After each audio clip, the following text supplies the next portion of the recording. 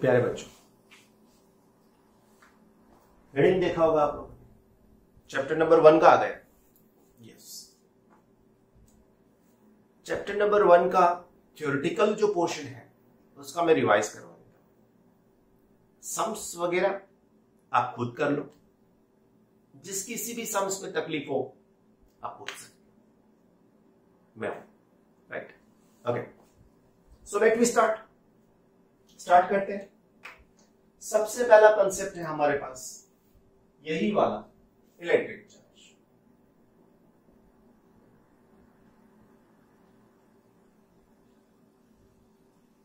Right, अभी electric charge की जब बात कर रहे हैं ना, so it is the basic one as such mass. ये चैप्टर का शुरू का पोर्शन थ्योरेटिकल, थोड़ा हिस्ट्री जैसे रिलेटेड है फिजिक्स, बट बैकग्राउंड बना रहा है चार्ज का। So as such mass, this is the internal property. As such, the charge one, this is also the internal property। जैसे मास इंटरनल प्रॉपर्टी है, एक्सटर्नल इफेक्ट नहीं होती उसके ऊपर, वैसे ये चार्ज भी एक इंटरनल प्रॉपर्टी है ऑब्जेक्ट के पास, एटम्स के पास और कोई भी मैटर के पास। इसके ऊपर बाहर के एटमॉस्फेयर की कोई इफेक्ट नहीं होती। पता कैसे चला कि जैसे चार्ज है? यस, लाइक सच मास। जैसे मास से पता चला वैसे, जैसे मास का पता चला वैसे चार्ज का भी पता चला। You know that mass is only one type, positive, but charges are of two type, one is positive, other one is negative. Example है आपके पास, समझे हो आप? If I rub a glass rod with the silk cloth, then suppose ये glass का rod, इसको मैं सिल्क की क्लॉथ के साथ में ऐसे रबिंग करवाऊंगा, then this glass rod, due to the friction, this glass rod releases some electron and this silk cloth gains some electron. So this one becomes positively charged and this one becomes negatively charged. क्योंकि electron के ऊपर negative, electron के पास negative charge है, ऐसा मान लिया था। सो कभी भी कोई भी बॉडी चार्ज्ड वन नॉर्मली होती है तो उसका रीजन एक ही होता है कि वो इलेक्ट्रॉन ले सकता है या इलेक्ट्रॉन दे सकता है। अगर किसी ने इलेक्ट्रॉन दे दिया तो ये वाला एटम और ये वाला बॉडी पॉजिटिव बनेगा, जिस किसी ने इलेक्ट्रॉन ले लिया तो वो इलेक्ट्रिकली नेगेटिव बन जाएगा। So in the universe there are only two type of charges, number 1 is positive and number 1 is negative. Normally पूरा यूनिवर्स जो है ना, उसमें बहुत सारे आइटम्स, बहुत सारी मैटर्स, बहुत सारे सब्सटेंस है, all are basically in the neutral sense, सब न्यूट्रल है, ऑलमोस्ट ऑल। बहुत कम जो है वो चार्ज पार्टिकल है, राइट। तो ऐसे थोड़ी बहुत इंफॉर्मेशन है, समझ में आया कि ये ऐसे एक ग्लास रॉड के साथ में, suppose this is the glass rod, you can suspend with the help of some nylon thread, क्योंकि nylon is the non conducting material. अभी इसके पास सिल्क क्लॉथ के साथ में रख किया हुआ है, इसलिए इसके पास होगा पॉजिटिव चार्ज। अगर मैंने वैसा ही ग्लास का रॉड दूसरा यहां पे ले लिया, then what happen? There is some repulsive force between this two. अगर यही कंडीशन मैंने प्लास्टिक के रॉड को अगर फर के साथ में रख किया होता तो प्लास्टिक का रॉड बन जाता minus charge. This one is the glass one, this one is also the glass one, this one is the plastic, this one is also the plastic।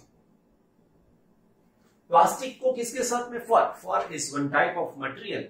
जैसे हमारे स्वेटर्स, जैकेट्स के अंदर जो बहुत स्मूथ वाला मटेरियल होता है, जैसे ऐसे समझो कैट की स्किन होती है, डॉग की स्किन होती है, लाइक दैट, ऐसा मटेरियल होता है। इसके साथ में ये प्लास्टिक के रॉड को अगर रब करवाओगे ना, तो ये बनेगा माइनस और वो बनेगा plus, right.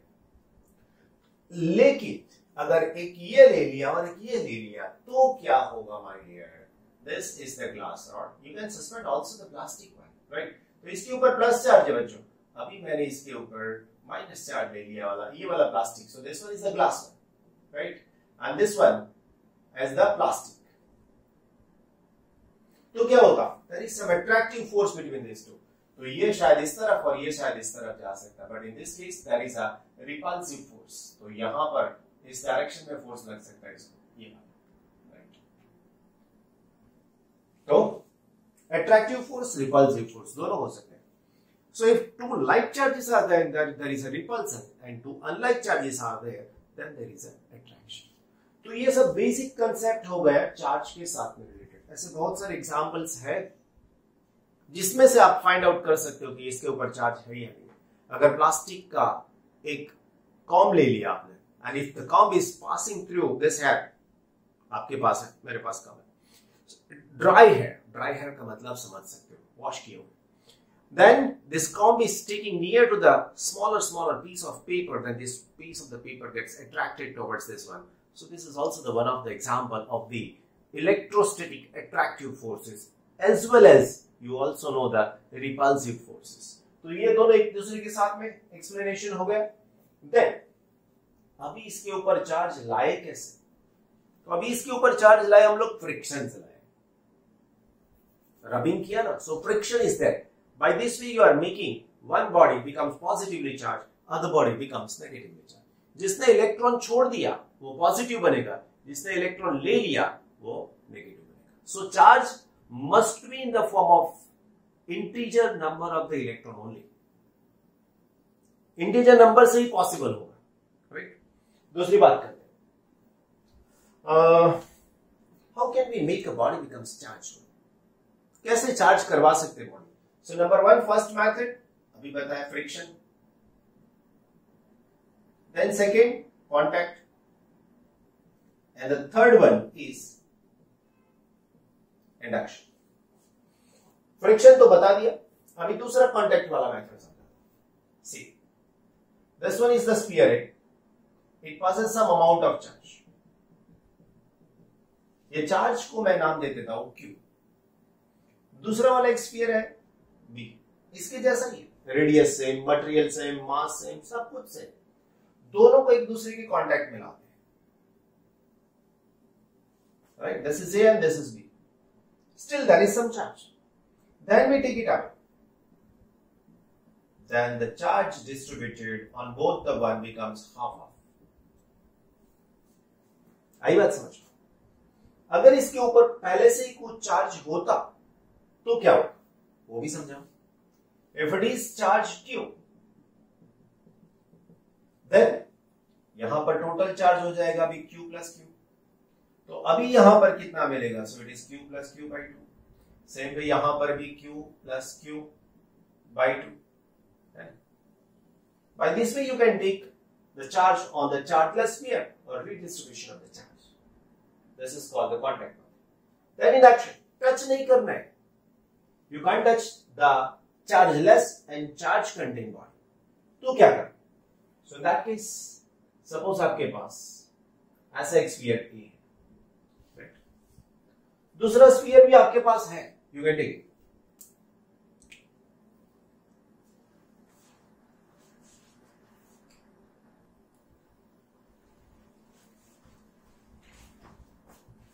A is the metallic sphere. मैंने बताया दूसरा sphere भी है आपके पास. So the sphere B is also in contact with this one. It is same. दोनों same. ये नॉन कंडक्टिंग स्टैंड है जिसको आप पकड़ के एक दूसरे से डिटैच और एक दूसरे से मतलब अलग भी कर सकते हैं. ये पहले वाली कंडीशन है, no charge on both the spheres, right. Now we are taking one positively charge rod near to it. इसके नियर बाय हम लोग पॉजिटिवली चार्ज स्फीयर लेकर आते हैं. So this is the positively charge rod. अगर ये positively charge है तो ये दोनों में से कौन सी कंडीशन आ सकती है. So it is a glass rod. Glass rod is rubbed with the silk and then you can take it. अभी क्या हो रहा है बच्चों, देखो. Now if you take the positively charge sphere, then what happen. Some electron from sphere B and sphere A comes near to this one. ये end पे आ जाएगा. इसके भी आ सकते हैं, इसके भी आ सकते हैं, because both are in contact and both are metal. Okay, opposite side ये रहेगा ऐसा. अभी इसमें से थोड़े बहुत इलेक्ट्रॉन इधर आ गए तो समझो क्या हुआ. There is some deficiency of the electron on the sphere B as well as some excess electron in A. Right? Now, keep the condition same. Keep this rod same and just try to, you can say that, separate the two spheres. ये दोनों sphere को थोड़ा दूर ले जाने की कोशिश करें. देन व्हाट हैपन, ये रॉड तो यहां का यहां पहले बचो, this is the positively charged, it remain as it is. So then what happened, again थोड़ा बहुत, again थोड़ा बहुत, ऐसा, right? Now finally take this positively charged sphere, sorry rod, away to the sphere, ये निकाल दो, दूर ले जाओ. तो अभी ये कंडीशन में A के ऊपर क्या होगा और अभी ये कंडीशन में बच्चों B के ऊपर क्या होगा, समझो. तो क्या हुआ, so this A becomes negatively charged and B becomes positively charged. So there is redistribution of the charge. इसके अंदर चार्ज का फिर से redistribution होता है, इसको redistribution बोलते हैं. So by this way you are making that means there is no contact between the charged sphere and uncharged body. Charged body and uncharged body के बीच में कोई contact नहीं हो रहा है. That's why this method is third one and this is the induction method. अभी body के ऊपर चार्ज है या नहीं, ये कैसे मालूम पड़ेगा? If body possesses a charge or not, how can you justify? So with the instrument, gold leaf electroscope. Gold leaf electroscope. बच्चों है क्या ये गोल्ड लीफ इलेक्ट्रोस्कोप? बहुत सिंपल इंस्ट्रूमेंट है बच्चों. सी ऐसे जार जैसे, मतलब बॉटल जैसा, सिंपल ग्लास की बॉटल. अभी इसके अंदर यहां से इसको क्रॉक से बंद कर दिया, then two wire gets pass through it. इसके अंदर दो वायर पास किए हुए, अभी दोनों के साथ में जो है वो लिफ्ट जुड़ा हुआ है. लिफ्ट का मतलब समझ सकते हो ना बच्चों, ऐसे गोल्ड का है. अभी यहां पर सपोज मैंने ग्लास का रॉड टच करवाया, ये वाला, इसी ग्लास के रॉड को यहां पे टच करवाऊंगा. Both are positively charge, so both the leaves gets away to each other. ये गोल्ड लीव है, लिफ्ट है ना. ना प्लास्टिक के रॉड को टच करवाऊंगा, देन क्या होगा, और दूर जाएंगे. लेकिन एक प्लास्टिक का और एक ग्लास का रॉड टच करवाऊंगा, प्लास्टिक का रॉड फर के साथ में रब किया हुआ है, then this glass rod is rubbed with the silk rubber. So यहाँ पर क्या होगा, there is some attraction. The away, that means you can say that if this leaf gets away to each other more, then the charge on this type of rod becomes more. If they move away to with a less amount, then the charge, that means here on this rod becomes also less. That's how हो सकता है. So by this way you can justify the charge present on the body or not. ऐसा आप घर में भी बना सकते हो. ऐसा जरूरी नहीं है कि गोल्ड लीफ ही चलेगा, राइट? आपके पास अगर पेपर है ना सिंपल, तो इससे भी बना सकते हो. पेपर को छोड़ दो, ग्लास को छोड़ दो, सिर्फ और सिर्फ एक सिंपल आपके पास अगर ऐसा पेपर का स्ट्रिप ले लो, ऐसा हो, देन फोल्ड कर दो दोनों को, दैट मींस दोनों एंड से, then it becomes like this, ऐसा बन जाएगा.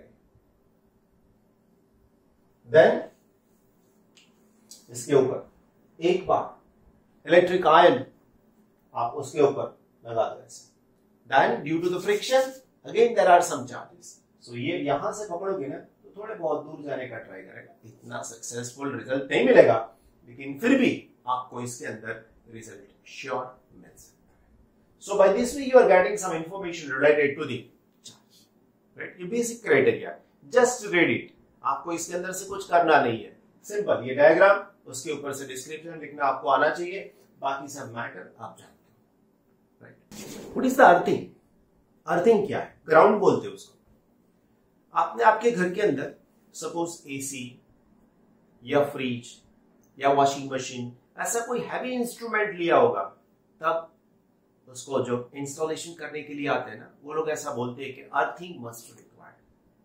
अर्थिंग चाहिए ही चाहिए. क्यों चाहिए? बिकॉज अगर कोई हैवी करंट का इंस्ट्रूमेंट आता है तो वो करंट भी हैवी ड्रॉ करेगा. कई बार ऐसा हो जाता है कि हैवी करंट ड्रॉ करते टाइम थोड़ा बहुत और कुछ बढ़ जाता है, तो हैवी करंट बाहर निकल जाना चाहिए. दैट्स व्हाई वो चाहिए. जब हम लोग हमारे घर के अंदर किसी भी प्लग को, जैसे प्लग के अंदर इंस्ट्रूमेंट करते हैं, तो अगर ऐसे प्लग इन किया तो उसके अंदर 3 टर्मिनल्स होते हैं, 1 2 एंड 3। ये थर्ड वाला है ना, थिक होता है। This is nothing but the earthing terminal. एक फेज होता है, एक न्यूट्रल होता है, और ये थर्ड वन इज क्या बताया मैंने, अर्थिंग।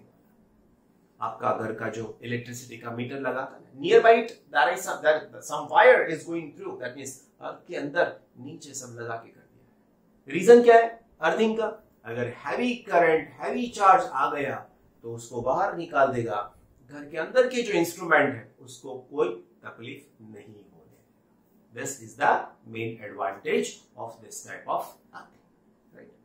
और उसके बाद में हमारा ओरिजिनल काम शुरू होता है, additive property of the charge. Suppose ऐसा समझो मेरे पास टोटल चार्ज फाइंड आउट करना है Q।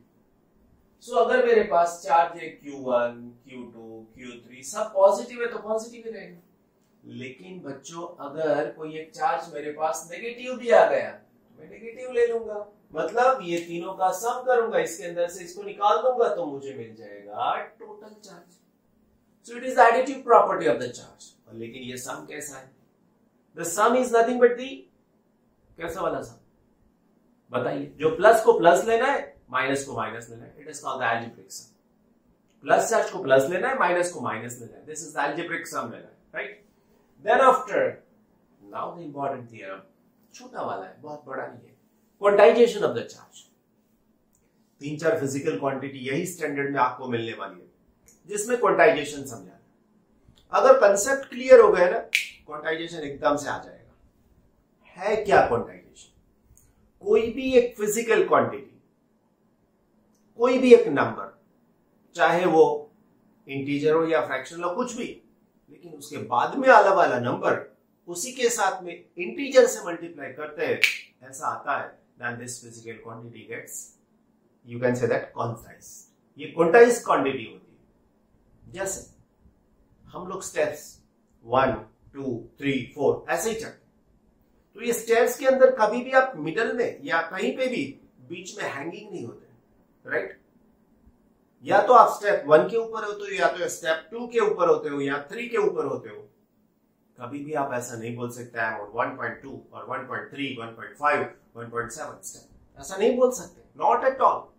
चाहे आपका लेग नीचे हो या ऊपर, सेम वे यहां पर भी क्वांटाइजेशन पॉसिबल है। किसका? चार्ज का।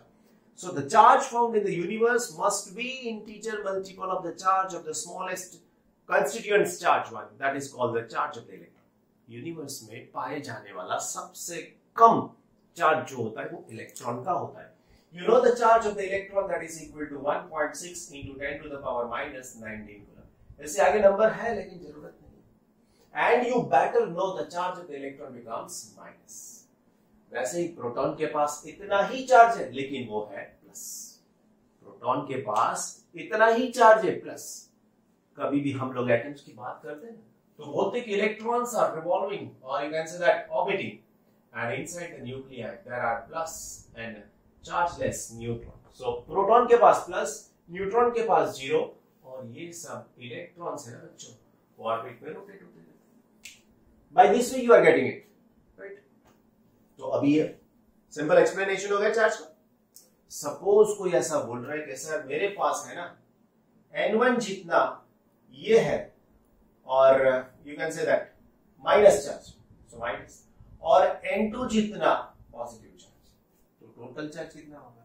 So you can say that total charge Q is equal to N2E minus N1E, and you can say that it is N2 minus N1, and this is multiplied with E। क्या आई बात समझ? तो ये N2 क्या है? Positive charge N2E, N1 क्या है? Negative. मतलब ये प्रोटॉन हो सकते हैं, या और कोई भी पॉजिटिव चार्ज हो सकता है, या ये मिलाओ तो इलेक्ट्रॉन हो सकते हैं, कोई भी हो सकता है। So this is the amount of charge, और ये भी इंटीजर ही होने चाहिए। सपोज ये 10 है, सपोज ये 5 है, तो ये 5, 10 minus 5 is 5, ये 4 भी हो सकता है, 9 भी हो सकता है, whatever the number है, but it must be the integer। This is called the quantization of the charge। Original statement ऐसा है। If the system is isolated one, the process possible in this isolated system is such that the total amount of charge in the system remain always unchanged। मतलब कोई एक system जो isolate किया हुआ है उसके अंदर ऐसी ही प्रोसेस पॉसिबल है जिसके अंदर चार्ज हमेशा जितना पहले था उतना ही बाद में रहेगा। Charge neither you can't create the charge, you can't destroy the charge, the total amount of charge must remain same. ऐसा आपने चैप्टर नंबर 1 11th स्टैंडर्ड में पढ़ा था। And this is nothing but the conservation law of the charge. यहाँ पे quantization भी है, quantization बताया आपको कहीं टीचर ने। You better know that this proton and neutrons are made up with the help of smaller tiny particles. Proton and neutron उससे भी छोटे particles से बने हुए, and these are called the quarks. Two type of quarks are possible. Quarks are two type of. One is the up and other one is the down. Up quark के पास positive charge है 2/3e and down quarks के पास -1/3.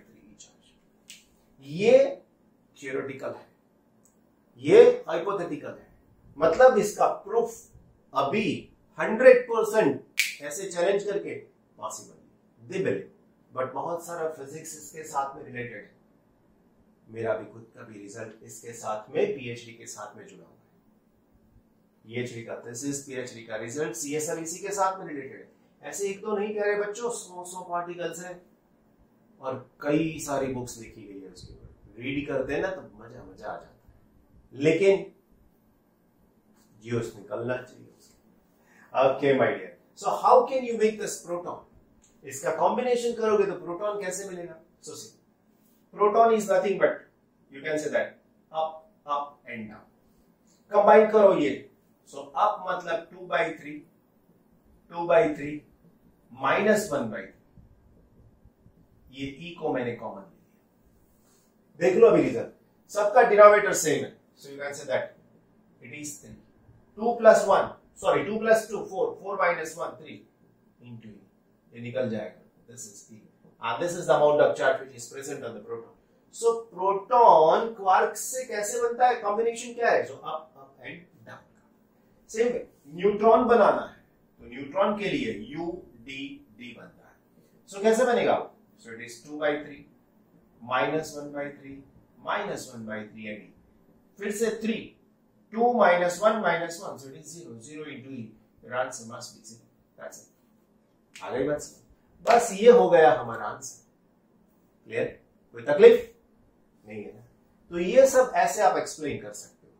Clear? So this is all about the quantization of the charges. So charges का quantization क्या था वो अभी हम लोगों ने एक्सप्लेन कर दिया, राइट?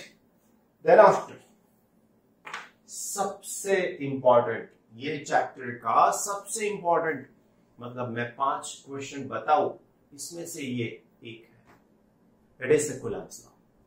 समझ में आना ही चाहिए, याद रखना ही पड़ेगा, क्योंकि कूलम्स लॉ के बेसिस के ऊपर सेकंड चैप्टर और लास्ट तक ये पार्ट पूरा है ना, 1 से लेकर 8 तक कहीं ना कहीं आपको इसका मतलब यूज करना पड़ेगा। So just we explain that Coulomb's law. फिर से बोल रहा हूं, सबसे इंपॉर्टेंट, राइट? 5 में से एक। Coulomb's law is like a gravitational law, Newton's gravitation। वो मास के लिए था, ये चार्ज के लिए। 2 कंडीशन है यहां पर, charge must be a point like and second must be a stationary।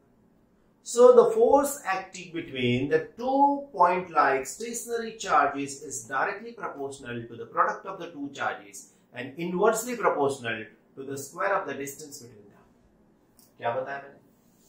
So this force of attraction or repulsion, whatever it may be, but electric force is directly proportional to the product of the 2 charges and inversely proportional to the square of the distance between them।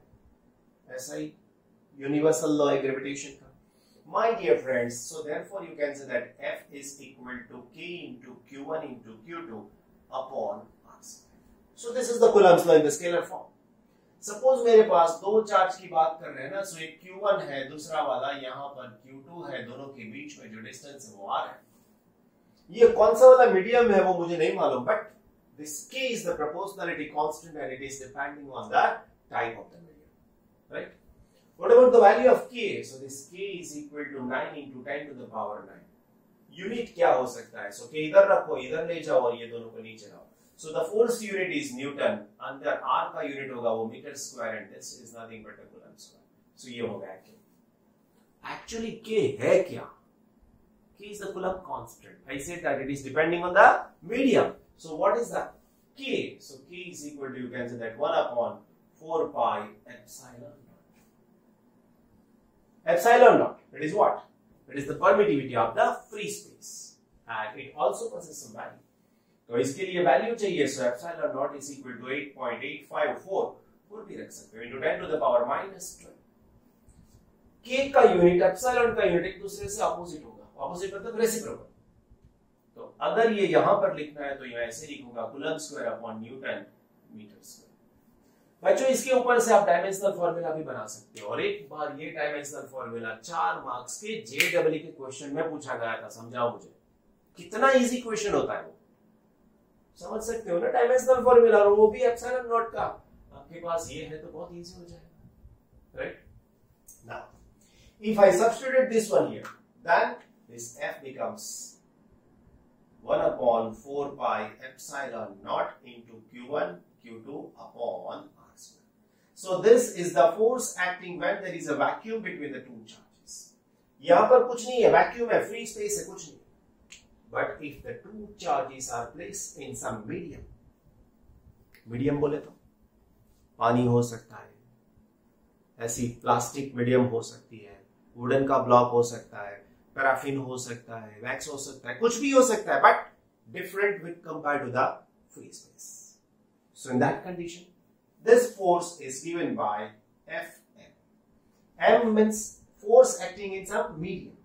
So therefore it is equal to 1 upon 4 pi epsilon and it is q1 q2 upon r square. What is this epsilon? It is the permittivity in the of the medium. ये free space के लिए था और ये था medium के लिए ना. अभी यहां पर मैं दोनों का रेशियो ले रहा हूं, दोनों का. So if I take the ratio of Fm to F, then what? क्या बचेगा बताओ मुझे, क्या बचेगा बताओ मुझे.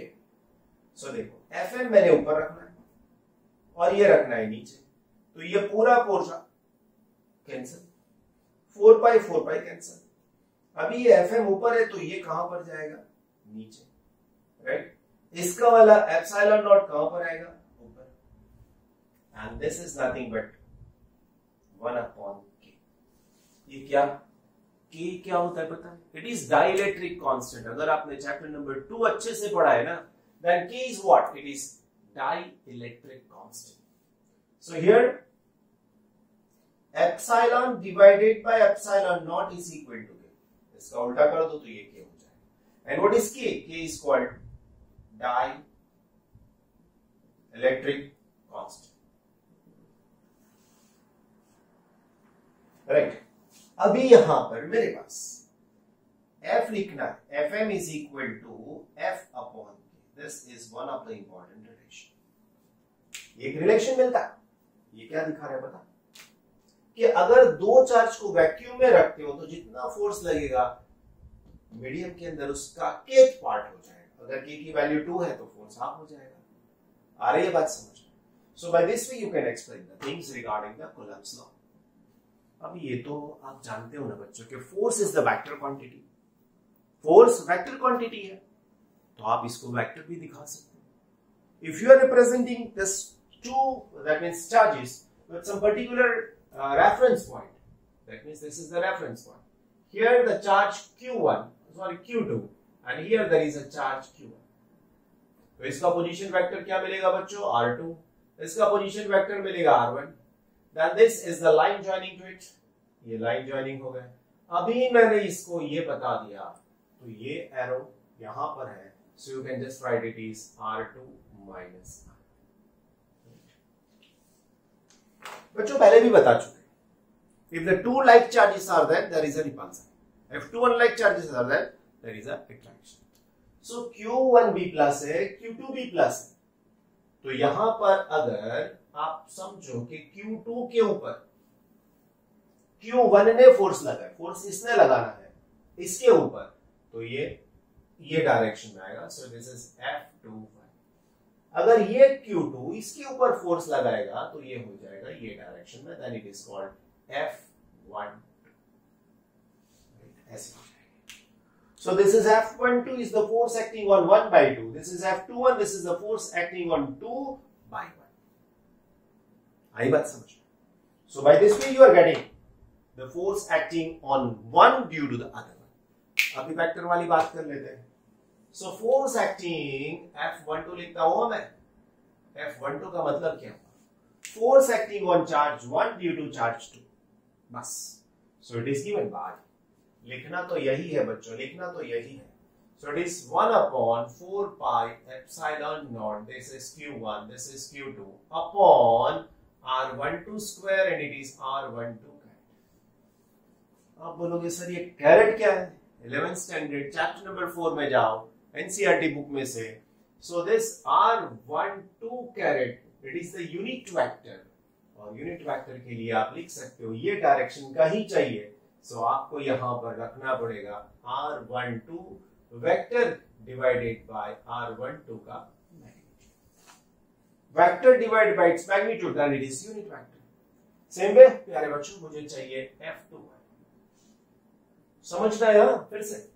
सो this is 1/4 pi epsilon naught, then it is Q1 Q2 upon R21 square, it is R21 cap. आई बात समझ है ना? बस यहां पर इसकी डायरेक्शन में ये ले लिया, लेकिन समझो मैं यहां पर F21 को ऐसे लिखता हूं 1/4 pi epsilon naught Q1 Q2 R21 square। ऐसा है। अभी मैंने इसको बताना है R12, तो देख सकते हो कि R12 का डायरेक्शन ले लो, R21 का डायरेक्शन ले लो, एक दूसरे से अपोजिट रहेंगे ना। जैसे ये फोर्स अपोजिट है तो इसका यूनिट वेक्टर भी अपोजिट रहेगा, है ना? तो अभी ये यहां पर रखा तो मैं वैसे तो रख नहीं सकता, ये माइनस। कोई बोलेगा सर 12 यहां पे रखा तो आप 21 रखो, कोई बात नहीं, आप 12 कर दो, लेकिन इससे कोई फर्क नहीं पड़ने वाला। क्यों? अगर माइनस का भी स्क्वायर करोगे ना तो वो प्लस हो जाएगा, और ये तो वैल्यू है। फिर भी अगर आप 1 और 2 को कंपेयर करोगे तो क्या हो सकता है बच्चों? So it is F12 it is equal to minus F21। ऐसा हो जाएगा। ये माइनस साइन आप इधर भी लगा सकते हो, कोई प्रॉब्लम नहीं है, है ना? इधर भी लगाओ, लेकिन इधर से निकालो। बच्चों ये क्या हो गया? बताइए क्या हुआ ये? माय डियर फ्रेंड्स, ये हो गया न्यूटन्स कौन सा? Third law of motion. One is action, other one is called reaction. Both are in the same magnitude and opposite in the direction. Magnitude same है, डायरेक्शन अपोजिट है। और ये बात समझ बस। By this way you can solve it. Then Coulomb's law की कुछ limitations है। चार्ज छोटा ही होना चाहिए, दूसरा चार्ज स्टेशनरी होना चाहिए। ये सबसे बड़ी, उससे भी बड़ी दिक्कत क्या है बताएं? अगर ये 2 के साथ में तीसरा चार्ज रख दिया,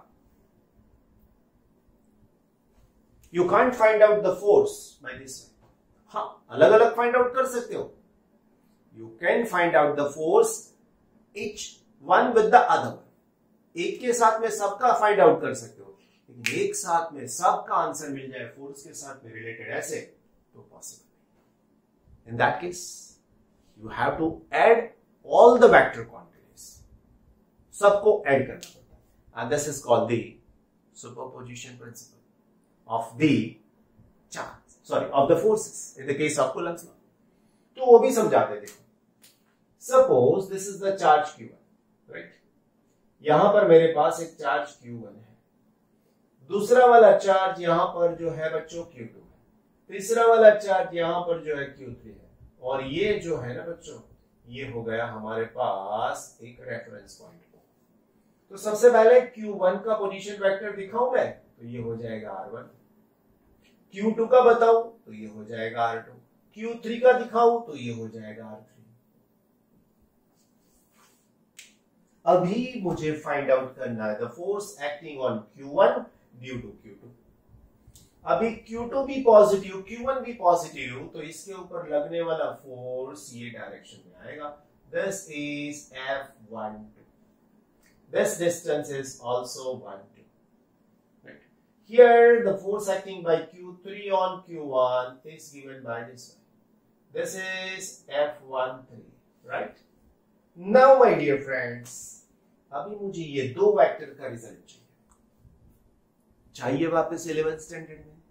बुक ओपन करिए, chapter number 4, vector addition method, triangle method, parallelogram method and algebraic method. Second one use करते हैं ना, पैरेललोग्राम मेथड।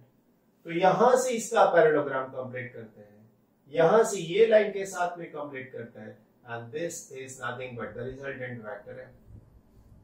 बच्चों कैसे लाए आप? सर ऐसे लाए ना, this F is equal to what? F12 plus F13. Now, therefore this F is equal to what can you say? F12 का मतलब अभी ऐसे लिख देंगे ना, so F12 का मतलब हो जाएगा 1/4 pi epsilon naught. This is Q1, this is Q2, this is R12 square and this is R12. फिर से एक बार लिखेंगे 1/4 pi epsilon naught Q1 and Q3 R13 square R13, right? अभी ऐसे 1 2 3 4 बहुत सारे चार्जेस है यहाँ पर ही, तो आप लिख सकते हो this F is equal to, common क्या लेंगे बच्चों? सो कॉमन मतलब सेम जो है 1/4 pi epsilon naught। अभी समेशन में जाएंगे, this is the force acting on one summation. अभी ये क्वांटिटी हर एक के अंदर चेंज हो रही है, तो यहां पे मैं लिखूंगा Q1, ये चेंज हो रहा है तो Qi, then it is R1I square, then it is R1I cap. So charge start from 1 to n. Okay, sorry 1 नहीं लिखना है, 1 तो ऑलरेडी है ना, 2. So this is nothing but the superposition principle in the case of the charge. थोड़ी बहुत detail study आपको अंदर जाके करनी पड़ेगी। ये थीम क्या है वो दिखा रहा हूं, अंदर जाना पड़ेगा तब जाके मजा आएगा, अदरवाइज फिर इसका भी कोई मतलब नहीं रहेगा, है ना। बच्चे एक और बढ़िया फिजिकल क्वांटिटी एक्सप्लेन करने के लिए जा रहे हैं, और वो फिजिकल क्वांटिटी क्या है मालूम?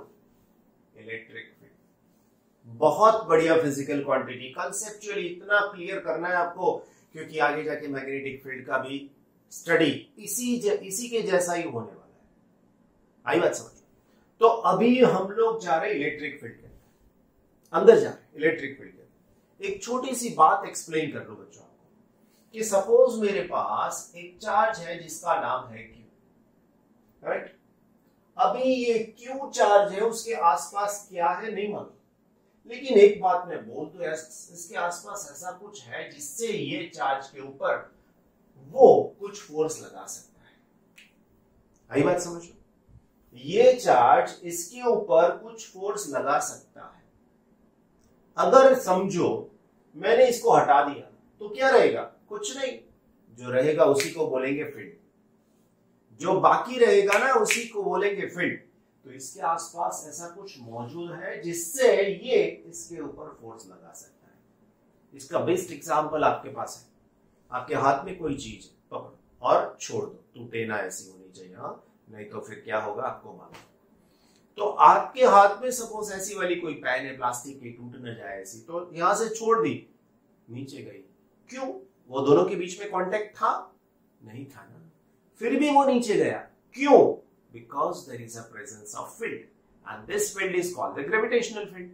इसीलिए कोई भी ऑब्जेक्ट ऊपर जाता है तो नीचे ही आता है। सेम वे यहां पर कंसेप्ट एक्सप्लेन करने वाले हैं इलेक्ट्रिक फील्ड का।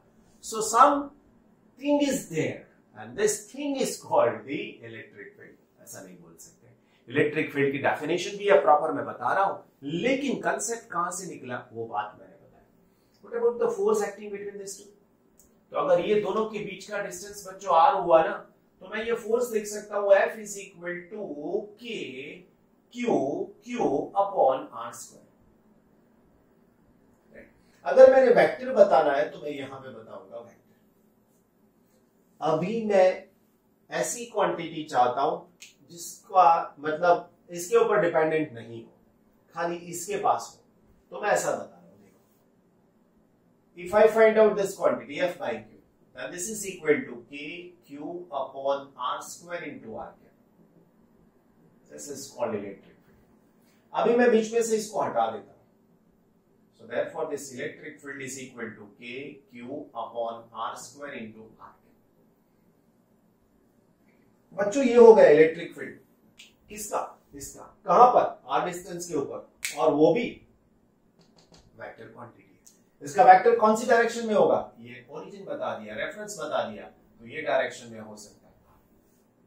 डिफाइन कैसे करेंगे, यहां से करेंगे।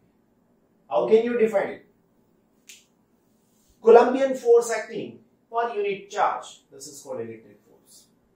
किसी भी चार्ज के ऊपर, यूनिट चार्ज के ऊपर जो फोर्स लगता है ना इसका, इसी को हम लोग इलेक्ट्रिक फील्ड बोलते हैं। अब इलेक्ट्रिक फील्ड का यूनिट फोर्स अपॉन न्यूटन, तो इलेक्ट्रिक फील्ड का unit newton upon force upon charge, not newton, force upon charge, and force upon charge is called newton per coulomb. दूसरा यूनिट सेकंड चैप्टर में भी बताया आपको, volt upon metre. So this is other physical quantity, electric field. सबसे important बात अभी मैं बता रहा हूं कि अगर आप ये चार्ज को यहां पर रखते हो, यहां से नियर बाय लाओगे, यहां से दूर भी ले जाओगे, तो इसके ऊपर कोई इफेक्ट नहीं होनी चाहिए। So here there are two type of charges. One is the test charge and other one is the source charge. Test charge काम क्या है, टेस्टिंग करना है। This one is called source charge. Source charge का मतलब क्या है, it is the charge which produce the electric field. It is the charge which produce the electric field. So by this way you are getting the concept of. अब इसके साथ में 3, 4, 5, 10 और charge जुड़ गए तो क्या होगा, तो इतने चार्ज जुड़ने से और ज्यादा इलेक्ट्रिक फील्ड मिलेगा। It is the vector quantity, so you can add it. So electric field is also possess the superposition principle. It is E1, E2, ऐसे बहुत सारे जो मिलेंगे वो सबका सम करेंगे। You can also right this is K R sorry, it is K Q1 upon R1 square R1 cap K Q2 R2 square R2 cap। जितना भी आता है उतना ले जाओ, कोई डिस्टेंस पॉइंट P ले रहे हो तो P के ऊपर ले जाओ, कोई फर्क नहीं पड़ने वाला, और सबका समेशन कर देते हो तो K बार निकाल दो, QI RIP and then RIP cap, then I start from 1 to n, that's it, हो जाएगा, है ना। So by this way you are getting the electric field. Electric field की खुद की डायरेक्शन होती है और वो डायरेक्शन फोर्स की डायरेक्शन होती है।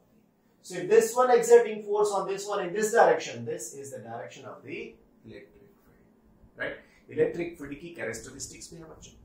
कैसी characteristic? 3, 4, 5 characteristics। Electric field lines start from positive charge particle and entering into the negative charge particle। मतलब यहाँ पे प्लस बताया, यहाँ पे माइनस बताया, तो ये प्लस चार्ज से निकल के माइनस चार्ज में जाती है, ऐसा। मतलब पॉजिटिव चार्ज की फील्ड लाइंस बाहर निकलती है, नेगेटिव चार्ज की फील्ड लाइंस अंदर जाती है, राइट। ये नेगेटिव, सो ये पॉजिटिव है, नेगेटिव। पॉजिटिव चार्ज की फील्ड लाइंस बाहर निकलती है, अगर सिंगल मैंने पॉजिटिव ही लिया होता तो उसकी फील्ड लाइंस मैं ऐसे दिखा सकता। ऐसी फील्ड लाइंस कितनी दिखानी चाहिए बच्चों, n numbers. You can't, that means control on it, आपका कोई नियंत्रण इसके ऊपर नहीं होगा, जितना दिखाना हो दिखाओ, आपके पास टाइम कितना है उसके ऊपर डिपेंड है। Second, the field lines never intersect each other. ऐसी field lines कभी एक दूसरे के साथ में intersect नहीं होती। क्यों? Because if they do so, interact होगा, interaction हो गया, क्रॉस हो गया, तो वो दो डायरेक्शन दिखाएगा, वो पॉसिबल है। Third, tangent drawn to any point on the field lines. यहां पे मैंने टेंजेंट ड्रॉ किया तो वो पॉइंट की डायरेक्शन आपको दिखाएगा, लाइक दिस। ऐसी डायरेक्शन आपको मिल सकती है। Fourth, they are not forming a close loop. Close loop का मतलब प्लस से निकल के माइनस, माइनस से फिर प्लस में नहीं जाती है ये लाइंस। और finally, if I consider some area, ऐसा फील्ड लाइंस है मेरे पास, इसके अंदर एरिया की मैं बात करूं, if I consider area here and same area here, so क्या होगा, यहां पर फील्ड लाइंस ज्यादा है, यहां पर फील्ड लाइंस कम है, So if the field lines are crowded, then the intensity of field is more. If the field lines are spacious, then intensity of field line is less. Basically electric field की direction कौन सी होती है बच्चों? सो electric field की direction start होती है plus से और एंड होता है माइनस से. So electric field line start from plus to the minus. So by this way you are getting the information related to the electric field. Fine. Okay. एक और बात बताऊं, भूल गया, रह गया मैंने. ये पूरा जितना भी कंप्लीट किया आराम से उसको रीड कर लो. जितना आपको बताया उतना आराम से रीड करो, फिर एक बार लिखने का ट्राई करो. लिखना आपको बहुत बहुत बहुत मुश्किल लग रहा है ना, लेकिन बच्चों आपकी एग्जाम है ना, वो रिटन एग्जाम होती है. JEE नीट जो होता है ना, उसमें आपको सॉल्व करना होता है, लेकिन उसमें भी रिटर्न तो है, कुछ ना कुछ तो करना है ना. तो ये बेसिक फंडा है. अगर आप इसको लर्न नहीं करोगे फिर कुछ नहीं हो सकता.